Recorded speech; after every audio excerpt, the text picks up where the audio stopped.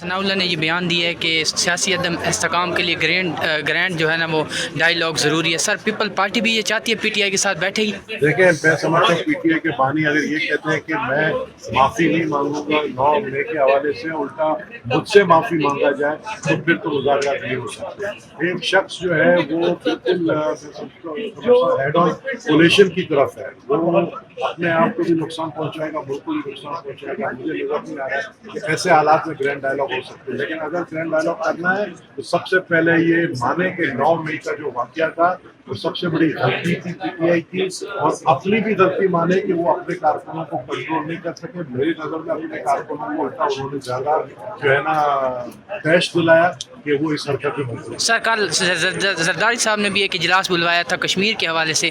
سر بہت زیادہ حالات خراب ہو رہے ہیں، بندے مار رہے ہیں، آپ لوگ سر جی کولیشن پارٹنر ہیں. پاکستان پیپلز پارٹی کا یہ موقف ہے کہ حکمران جماعت جو ہے مسلم لیگ کے نون مہنگائی کو کم کرنے کے اقدامات میں، ورنہ ہمارے لیے ان کے ساتھ چلنا بڑا مشکل ہوگا. عوام ہماری طرف دیکھیں گے پبلک ہماری. سر اگلا جو آ رہا ہے جون میں بجٹ آ رہا ہے، اس کے حوالے سے کیا کہیں گے؟ آپ بیٹھیں گے سر ساتھ؟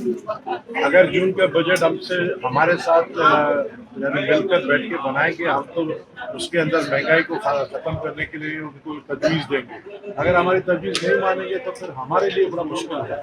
Sir thank you sir. مزید ایسی ویڈیوز دیکھنے کے لیے ہمارے چینل کو سبسکرائب کریں اور بیل آئیکن کو دبانا نہ بھولیں.